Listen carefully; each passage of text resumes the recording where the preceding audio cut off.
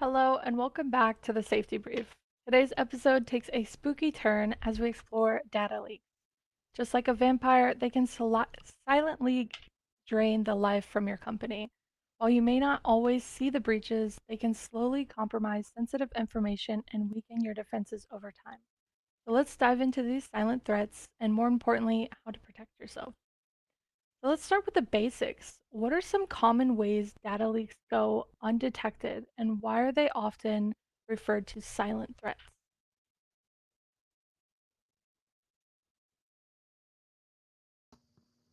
Well, the silent aspect of it is most of the time those that submit credentials or data don't realize they're submitting it to a bad entity or a threat actor or organization for that matter. And so what you're doing is really providing back in the day, key copying, a house key or a motorcycle key or whatever the key may be. A lot of bad guys, a lot of threat actors and robbers would copy keys. And so you wouldn't know that your key was copied, obviously, at the time, if the bad guy does his job right. But what you're doing is you're setting up a potential access for bad guys to get in later. And I think when you provide data to a phishing link or a illegitimate website with various fields, it could be first name, last name. It could be your social security number. God forbid, could be your password or your cell phone number, things of that nature. But what they're able to do, threat actors are able to corroborate this data points with each other to see how far they can get with certain things. And so, but that is the key copying stage of the attack. Nothing's been stolen, nothing's been really broken per se by the robber yet, but that is setting somebody up for a potential attack in the future. The other reason they're considered silent is because they're not exactly sitting there saying, "We're stealing your stuff." Right. The entire Be a novel goal is concept to though. be quiet and stealthy and take all the stuff and, not let the people know that you're doing it. Otherwise, I mean, you end up A on pretty world's bad bad dumbest guy. criminals. Yeah, which is why we associated them with vampires. Sneaky That's right. and a little bit spooky. That's So right. it's also important to remember attackers don't always trigger loud alarms or cause immediate disruptions, but can become a big issue. So can you share any real-world examples or significant data leaks that cause long-term damage to a Hold on, I business? have I have to ask a question. You said we're classifying them as vampires, right? Are these real vampires or these ones that glimmer in the sunlight? The ones Asking for a that friend. the ones that drain things. So we're associating it with draining your business and your sensitive Oh, information. okay. So real vampires, not ones that play They baseball and can fight glitter if you werewolves. want, Gotcha. I Yeah, don't want them to like whenever glitter. you have equal opportunity vampire I don't is want them to glitter. The last time one glittered, he then ruined Batman. so yeah. Throwing that out there. I do know a notorious case, so I'll kick this one off, and that's the Equifax data breach, where hackers stole sensitive information from over 147 million people. While the breach was discovered in 2017, the impact continues to haunt the company. It wasn't just the immediate financial loss, they're still paying for the long-term damage to their reputation, not to mention the ongoing litigation costs. Plus, it truly is alarming to think that a company entrusted with safeguarding your most sensitive personal information could be the very source of such a massive leak. What about you, Mike or Matt? Any stories to share on any infamous data leak? I mean, the health breach was possibly the biggest one recently. Can't Yeah. remember what the name of it was, but it was the health whatever it was. It was part of United Healthcare, the sub company of United Healthcare. Yeah.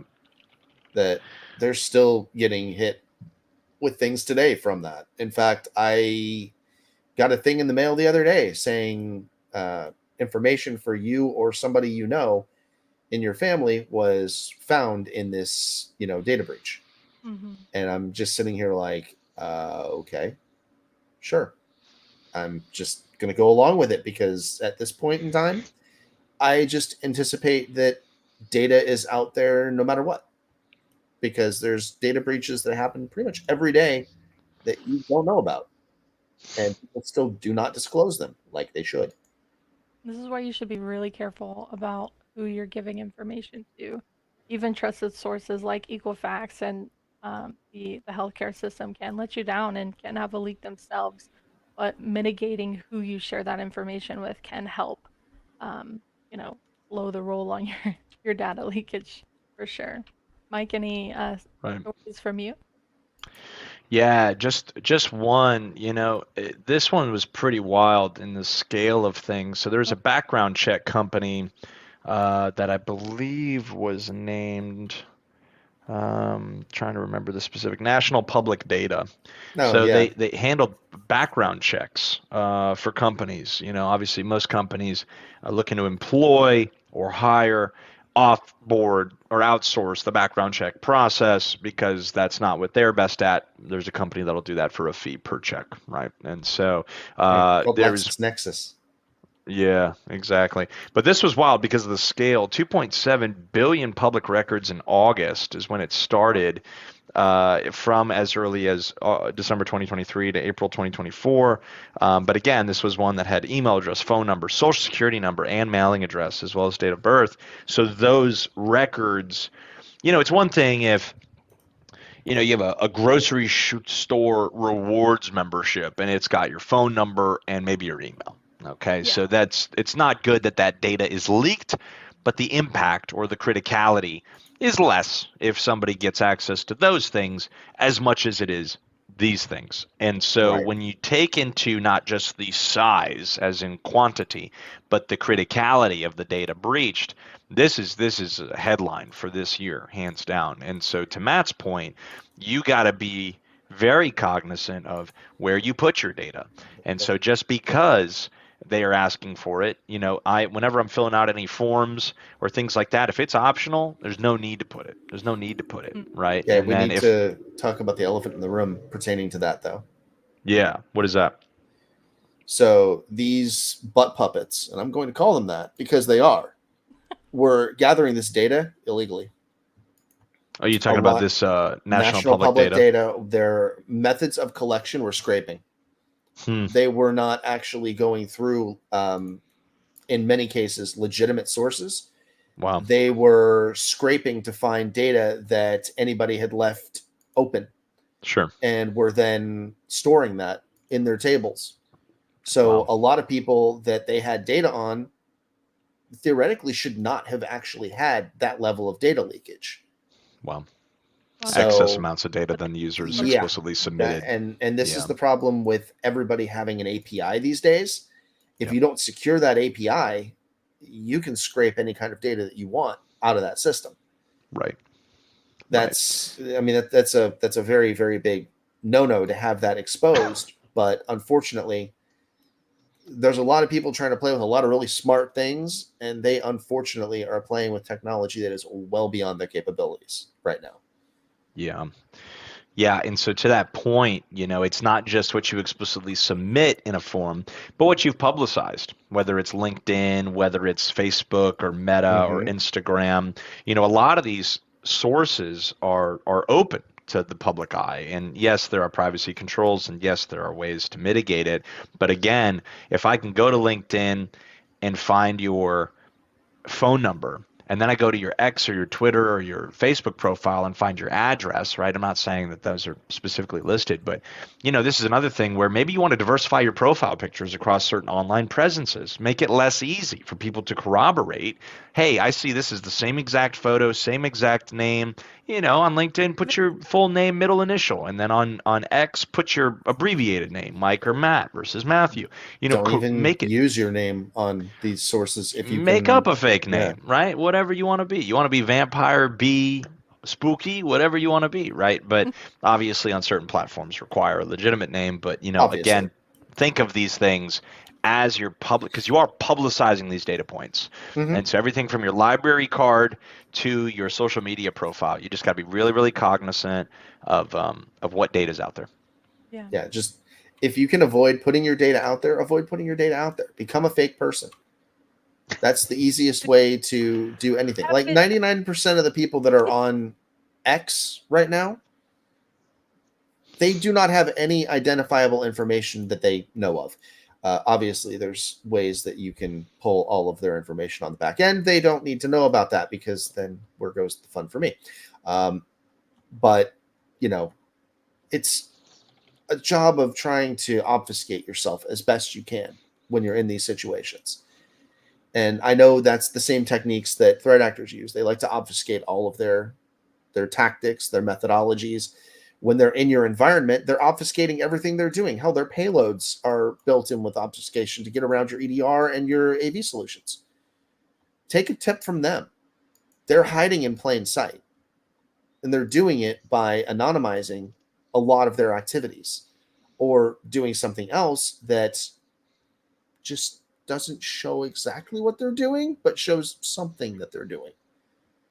Use those examples. Make yourself like that, so you can try to keep yourself safe and keep your data safe. Because right now, I hate to say it, but in this world, you're just data points. You're a human, but the biggest contribution that you have in many cases is being a data point in somebody else's data set. Mm-hmm. So minimizing how much of a point you are in their data set, that's your goal. Yeah, we talked a lot about the users, the end users who are experiencing, the backfall of a business having a data leak. But let's talk about the business side a little bit, because they go through a lot of damages as well when it comes to, like I stated with the Equifax thing, there's, lawsuits, there's reputational loss, there's, the remediation, and there's just a lot goes into it when this happens, especially at a large scale.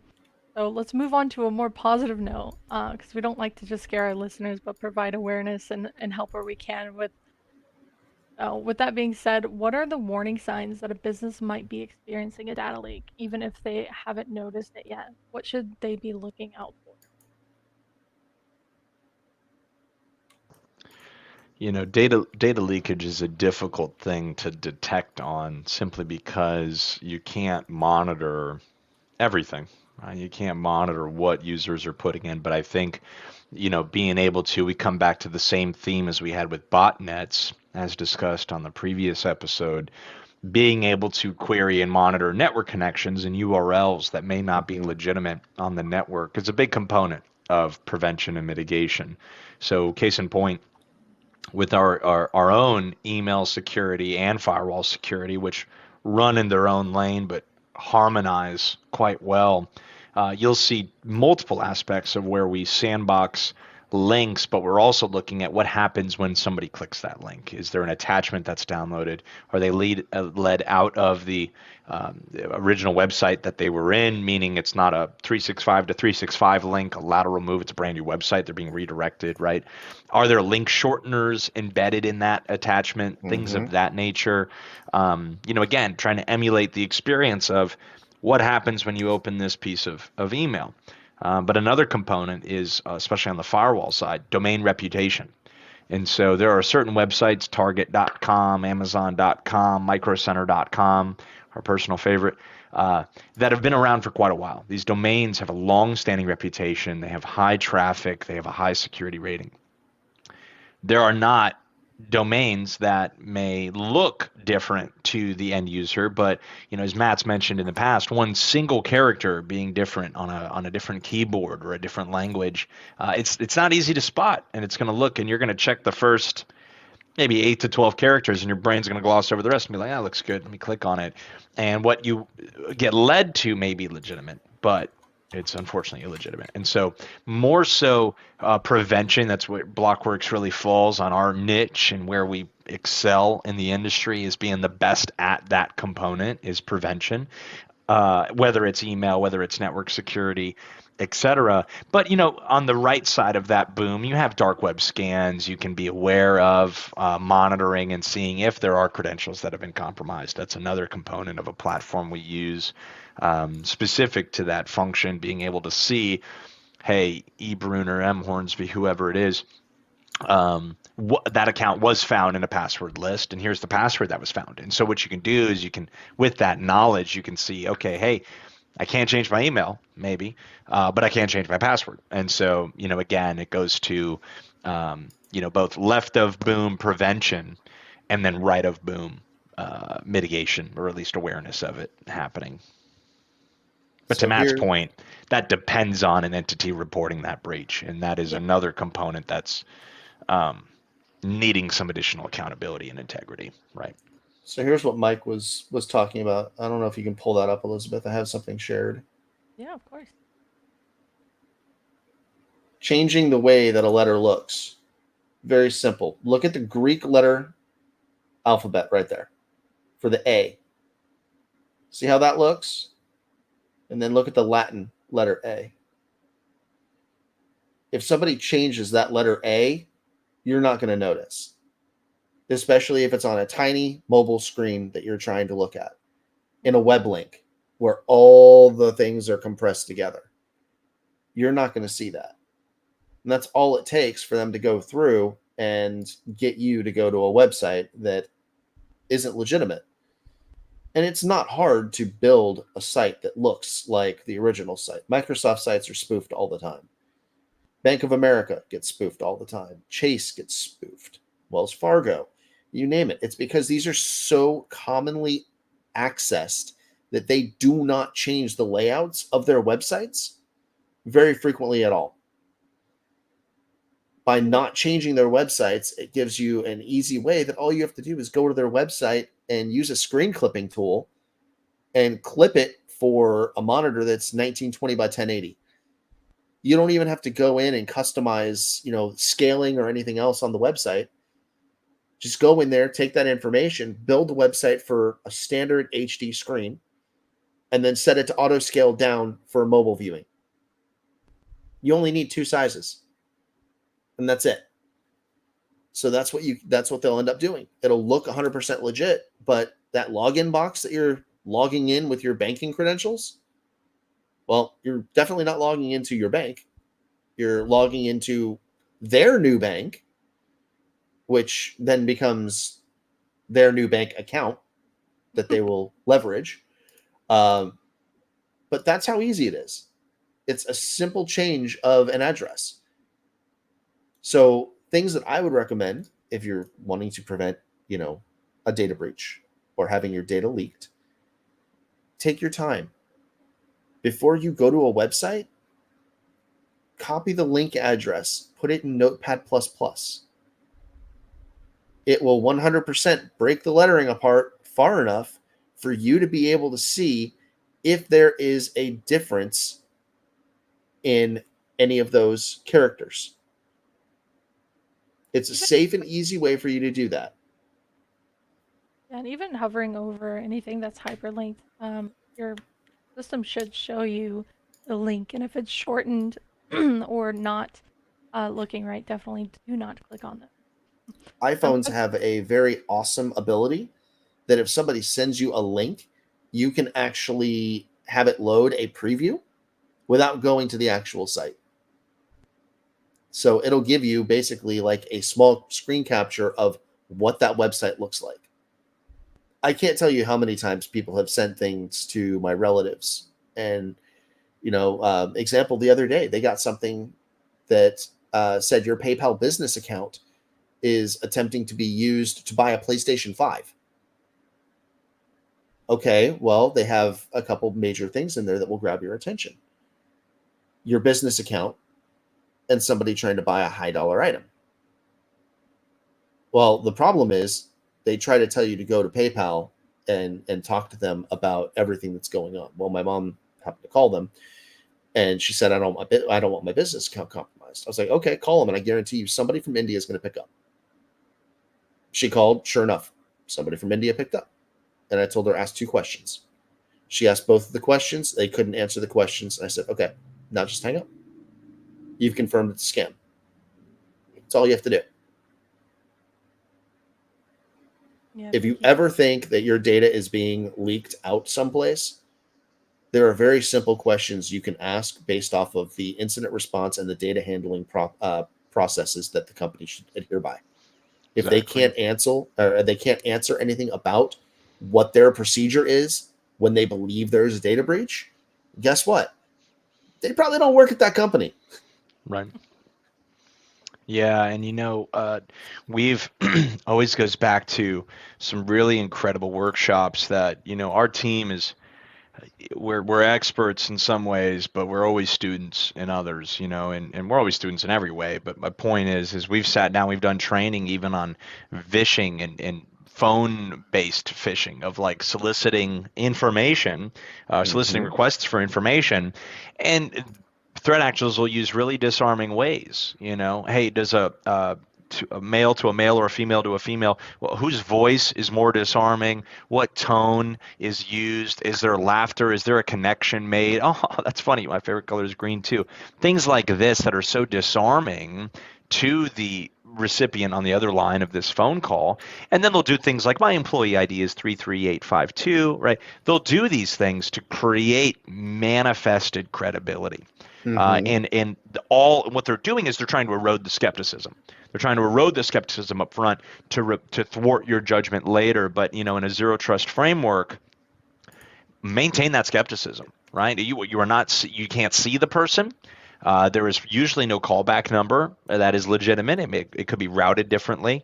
But in this eSIM, anybody can grab a phone number, Google Voice or otherwise. Sure, caller ID is accurate to a degree. Sure, built-in spam filters are legitimate, but if you could cycle a brand new number every day, how is it going to show up on a spam list? And so these are just things to think about practically as you are going about your day, receiving phone calls. And I think, looking at it to give everybody a lot of credibility, I think the past 2 years, we've seen a tangible shift towards, if I don't recognize the number, I'm not picking up. I'm not picking up. And I think, that's where, if it's important enough, they'll leave me a voicemail, things like that. But threat actors are crafty. We've seen them pivot to SMS and texting.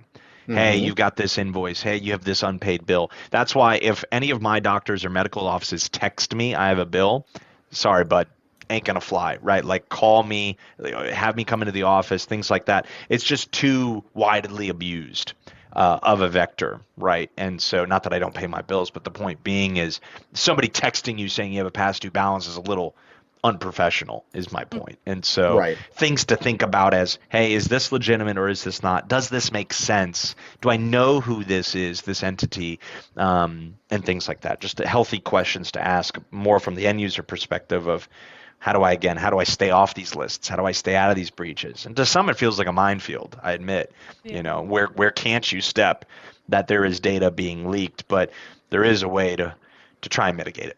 Here's an easy way to keep yourself safe from a lot of these scam calls and everything that come in. If somebody is calling you and they're saying, I work for such and such, we need you to do this, that, the other. Okay. I'm going to need you to send me an email from your email address to the email account that is on record with your organization. Yep. That's easy because if they don't work internally at that company, guess what?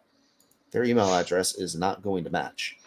And that assumes they have access to your existing email on file. Not, well, can you validate your email for me? And it's like, no, I can't actually. Do not validate my email whenever anybody asks. I have had people that were extremely legitimate. I've had people that, for my company, my other side company, that they have asked me to validate things because, there was a legal requirement to do so. Sure. And I've actually told them pound sand. I will not validate any information over the phone. If they'd like to provide me a physical address to go to that I can validate, absolutely. Yeah. But I will not validate anything that they want over the phone, especially if it involves information not directly related to the business itself. Yeah. No, that's really smart. And just like Mike and Matt stated, at Blockworks, we are all about stopping threats altogether, not just detecting them and firefighting. So what preventative measures can businesses take to stop data leaks from slowly draining their business and sensitive information? Actually invest in your cybersecurity. I cannot emphasize this enough, guys. Like, I've had conversations lately with people that say, oh, well, all you need is defense in depth. Really? Really? We've done testing on defense in depth. we've taken the top endpoint programs, the top EDRs that are out there, and bypassed them. They were oblivious. So what good is your defense in depth if it's stupid? Not I only can that, have, all the technology in the world, but if that technology is just sitting there with its finger up its nose while somebody walks right by it, what good did it do me? It did absolutely nothing. So you have to have not only the technology, but you have to have the people validating the technology is doing what it's supposed to. This touches back to something that Mike just said. We are perpetual students. Okay? That is something that we are very proud of here. I was taught when I was very young, because I had the mindset of, I'm going to finish school after I graduate 12th grade. I'm done with learning. I don't have to worry about, anything of that nature. It's just all focused on career. And I had this harsh reality when I was like 10, because my dad sat down and he said, "Oh, so you think when you finish school at 12th grade, you're done learning?" And I was like, "Well, yeah, obviously. That's how it works. Graduate, go to work, buy toys." I still live by that principle, by the way. I believe it. But I believe it. he looked at me and said, "Okay, then you've already failed life." And I was like, "Wait, that's harsh." He's like, "Well, it's accurate. If you're not learning something every day, then what's the point? If you're not learning, then you're dying." well, it's one of our So values, running or learning, right? exactly, you need to continue learning. And this is something that organizations forget.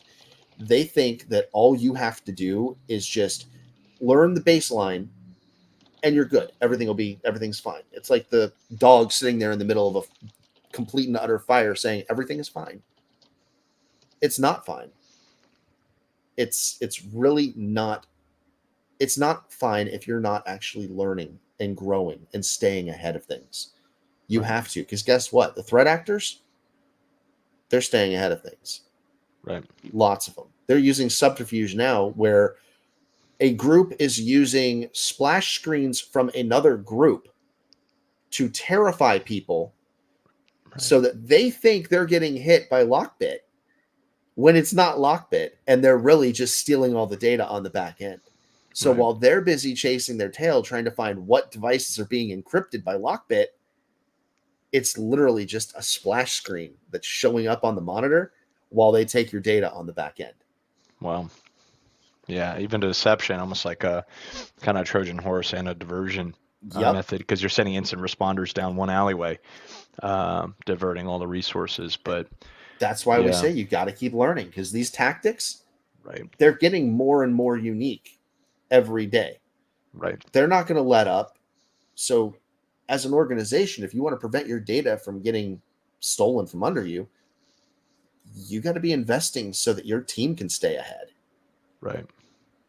Yeah, short and sweet as far as next steps for both enterprises and companies. Matt made a great point. You have to proactively set aside some budget to keep your castle safe. It's no different than, hey, in my family's monthly budget, we have preventative car maintenance or preventative vitamins and supplements, right? Like, it's money we know we're going to spend.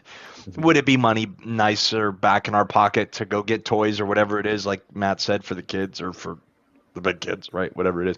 But the point is that I'm going to create a budgetable, forecastable, predictable cost model around my prevention so that I know that I keep this at bay. Hey, I got to get out and make sure that, hey, that money I spent on sunscreen, guess what? It's cheaper than skin cancer. It's cheaper than anything that passed it, right? Any medical treatment I may need if I don't use that prevention mechanism.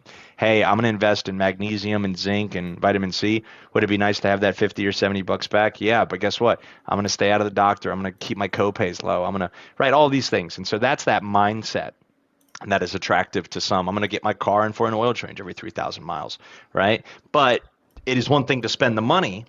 To Matt's point, you got to be able to validate, right? So are you going into an oil change and they're using unnamed box or bottle or pipe of oil, right? Like, or do you see them dumping the oil? No, it's just real. Some oil shops reuse oil and motor They oil, do. right? They do. Are they putting in brand new oil, right? So it's, again, invest it, yes, but also validate the integrity of the thing you're investing, right? Vitamins and supplements are a popular thing right now. That's a wonderful fad. Not everything's created equal. And so look at the dosages, look at the milligrams. The biggest thing on the vitamin bottle I see is, you know, uh, hey, it's cheaper, but the daily dosage is 5 capsules, and you're going to go through it in 2 weeks. And so, again, there's ways to practically measure these things for value. And we encourage you, keep having discussions. Like Matt said, we're continual students. There's a reason why we're live every week, because there's always something to learn, always something to grow from, always something to share or worth sharing. And that's the hope for people tuning into this, is that they leave with something bite-sized, 60 seconds or less, in our 30-minute blocks that we can provide them throughout their week. Yeah, thank you for that, Mike.